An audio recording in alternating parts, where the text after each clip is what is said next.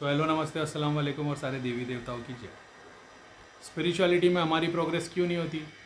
हज़ारों चीज़ें हैं, ठीक है। जितनी मैंने जाना वो मैं उतनी बता देता हूँ। एक, नेगेटिविटी के कारण। नेगेटिविटी होगी, स्पिरिचुअल प्रोग्रेस नहीं होगी। दूसरा, पितृबंधन के कारण, ठीक है।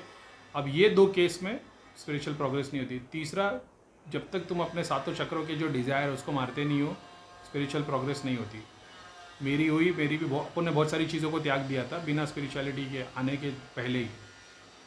तो इन चीज़ को जब तक तुम्हारे सात चक्रों के तुमको ये नहीं पता, काम, क्रोध, मोह, लोभ, लस्ट, एंगर, ग्रीड, इन सबको जब तक तुम त्यागोगे नहीं तब तक तुम्हारी स्पिरिचुअल प्रोग्रेस होगी नहीं।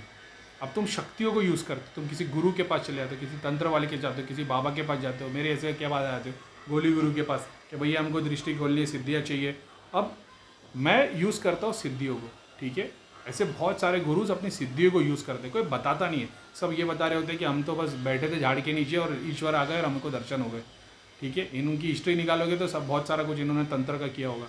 अगर यही अगर कर रहे हैं इतनी अच्छी तरीके से ईश्वर दर्शन से, तो फिर ये आज की डेट में क्यों तंत्र, हवन, यज्ञ, यंत्र और ये सब यूज़ करते? क्योंकि इन्होंने वो फर्स्ट टेक्निक, अगर जिसको ईश्वर मिल गया है उसको शक्ति की क्या ज़रूरत है?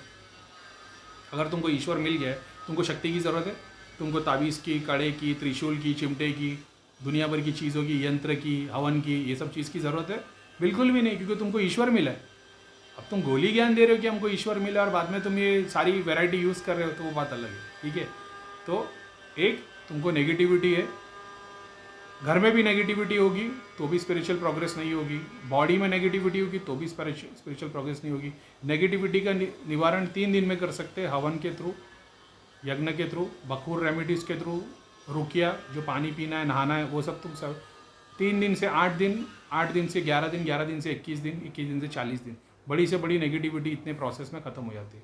जो नहीं ख़त्म हो रही, यानी पितृबंधन में कुल देवी कुल देवता का दोष, देवी देवता का दोष, क्या ये हिंदू में होता, मुसलमान में नहीं होता? ऑफकोर्स मुसलमान में भी होता। अगर तुम्हारे पहले की पीढ़ी के कुछ लोग हैं, जैसे मैं दरगाहों पे जाता हूँ, वैसे मेरा टाइप दरगाहों से, वैसे तुम्हारे खानदान वाले दरगाहों पे आके टाइप जहाँ पे जाते थे पूजने के लिए, और फिर बाद में तुमने जाना छोड़ दिया या जो भी रीज़न से हो गया, तो फिर वो वहाँ के दूध फिर या जो भी है नेगेटिव बंधन हो जाते, फिर वो जल्दी खुलता नहीं है।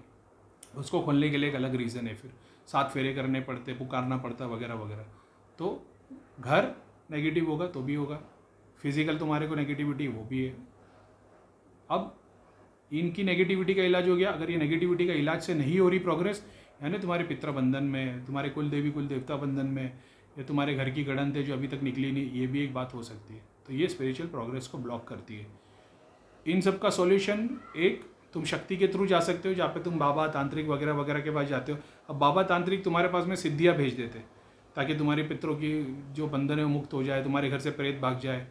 उस वक्त भी अगर तुम्हारे घर में यंत्र जैसी कोई चीज़ रखी है जो किसी और गुरु की शक्तियों के, तुम्हारी शक्तियाँ ब्लॉक हो जाएगी। अगर तुम्हारे घर पे कोई पावरफुल पितर है जिसको, या तुम्हारे पितरों को, जैसे कोई तांत्रिक लेवल का, गुरु लेवल का पितर होगा, इसको कोई शक्ति ने पकड़ के रखा है घर पे, बंधन करके रखा है, कोई भी गुरु या तांत्रिक की शक्तियाँ यहाँ तक नहीं आएगी, अनलेस वो गुरु या तांत्रिक इस शक्ति से ज़्यादा पावरफुल शक्तियाँ उसके पास हो, तब तक नहीं आएगी।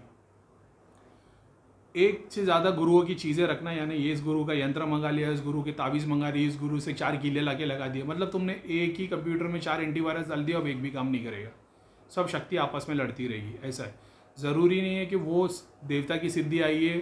एग्जाम्पल के तौर पर कोई तांत्रिक देवता की भी सिद्धि भेज सकता है, कोई पीर काली माता की भी सिद्धि भेज सकते हैं, डिपेंड करता है तुम्हारे केस पे। अब तुम्हारे घर में अगर पीर और काली माता भी है तो दोनों में मगजमारी चालू रहेगी, दोनों शक्ति के रूप में, लेकिन दोनों का काम करने का प्रोसेस अलग है। काली माता मतलब एक होता है ऑपरेशन, एक होता है गोली से इलाज, तो ये दोनों चीज़ एक दूसरे को कॉन्ट्राडिक्ट करती रहेगी। शक्तियाँ तो दोनों काम कर रहे हैं, दोनों दवा का ही काम कर रहे हैं, लेकिन एक गोली का इलाज है, एक ऑपरेशन है, ऑपरेशन झटपट वाला इलाज है, गोली वाला थोड़ा देर से, तो दोनों में कॉन्फ्लिक्ट होता रहेगा।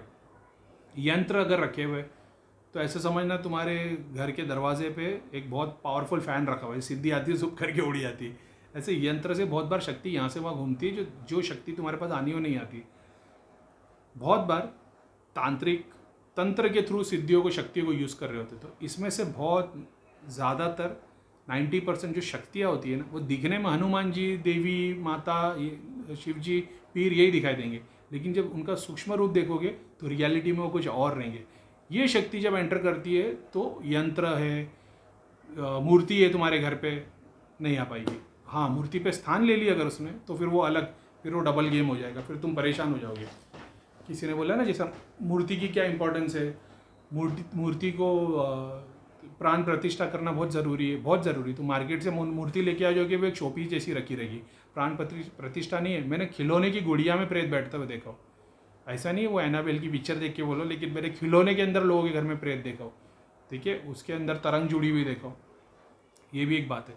तो अगर तुम सही में कोई सन्यासी गुरु के पास जा रहे हो जिसके पास ऐसी शक्ति है, वो अगर तुमको आशीर्वाद दे और वो शक्ति उसके पास आती है तो बात अलग है। अभी तो मेरे ऐसे गोली गुरु के पास आओगे और सारे गोली गुरु के पास जाओगे तो उनके पास बहुत सारी शक्तियाँ खड़ी रहती है, देखोगे तो देवी देवता के रूप दिखाई देंगे, देवी देवता का रूप हटाओगे तो रियलिटी दिखाई देगी।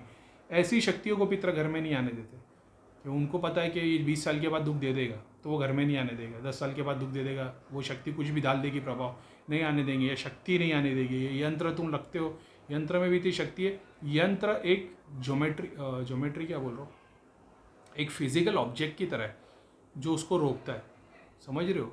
अब वो देखने में तो एक पत्थर जैसा या एक पिरामिड होगा या स्प्रिंग रहेगी या किसी का यंत्र दिया होगा, श्री यंत्र होगा, देखने में तो एक बेसिक, लेकिन उसका स्ट्रक्चर अगर कोई जानता है तो उसके अंदर भी एक अलग केमिस्ट्री काम करती है।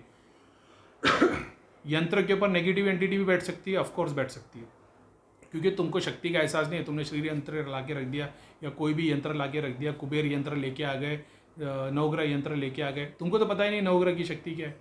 नवग्रह में पॉजिटिव भी है, नेगेटिव भी है, फरिश्ते भी है, जिन भी है, भूत भी है, पिशाच भी है, प्रेत भी है, डाकिनी भी है, यक्षिनी भी है, नवग्रहों की तो सारी शक्तियाँ है। अब तुमने घर पे उसको लेके आ गया, तुम्हारे अंदर क्या है, तुम चाहते हो मटेरियल डिजायर, तो तुमको लगता है भगवान आएंगे, तो यक्षिनी और पिशाची नहीं आएगी, ऐसा है। तुम किसी और के चक्कर में लगे और तुम घर में यंत्र ला के रखोगे तो उस पर चुड़ैली आके बैठेगी। तो अब बोलो क्या ऐसा, ऐसा भाई रियलिटी है जो तुम्हारे अंदर। अरे यार, अब मान लो ह्यूमंस पूरे वर्ल्ड पे है ही नहीं, तो यंत्र की शक्ति किससे खींचेगी, किससे काम लेगी। वो ह्यूमन बॉडी चाहिए ना उसको काम करने के लिए, समझ रहे हो। जब तक फ़ोन पे डायल नहीं करोगे तब तक फ़ोन लगेगा नहीं, एग्जाम्पल के तौर पर बताया, ठीक है।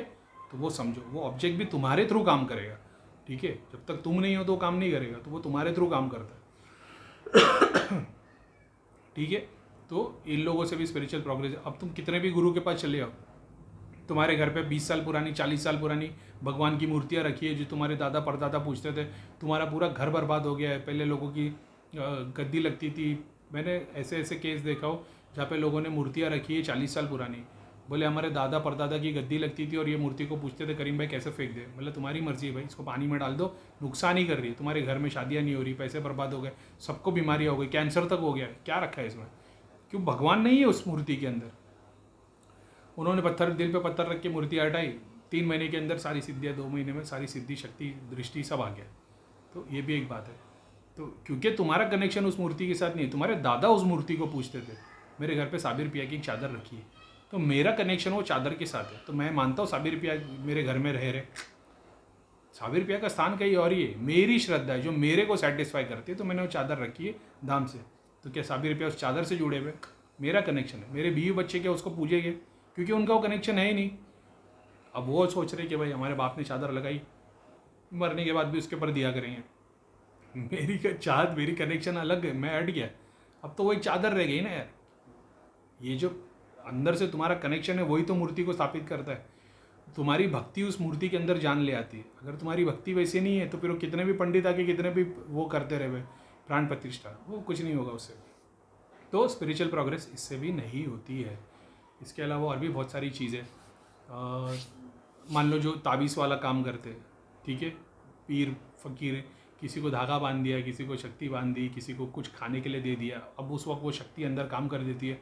अब वो बंदे के पास में एग्जाम्पल के तौर पे मणिपुर की सिद्धि थी, अब तुम गए बीमारी, काम धंधा नहीं हो रहा है, उसने तुम्हारे को 2 इलायची दी, 2 लौंग दिया, एक नारियल दिया, बोले घर में रख देना। अब उसने अपनी सिद्धि में से एक को तुम्हारे साथ में खड़ा कर दिया, बॉडी में या घर में। अब तुम ध्यान करने की कोशिश कर रहे हो, दृष्टि खोलने की, दृष्टि यहाँ है कि नहीं, और मणिपुर से तुम्हारी कुंडली नहीं यहाँ तक आनी चाहिए। तो अगर तुम खुद की भी अगर प्रोग्रेस नहीं कर रहे हो ध्यान के थ्रू, सिद्धियों के थ्रू भी मदद ले रहे हो, तो यहाँ पे आने के लिए सिद्धि चाहिए जो मणिपुर से ऊपर हो।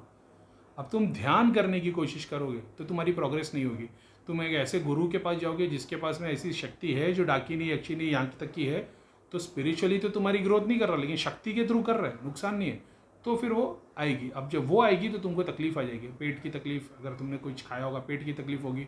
अगर घर में यंत्र रखे तो घर में बर्बादी, घर में तकलीफ होना चालू होगी, झगड़ा होगा, जो भी होगा, जो भी रीज़न होगा उसकी वजह से वो चीज़ होना शुरू हो जाएगी।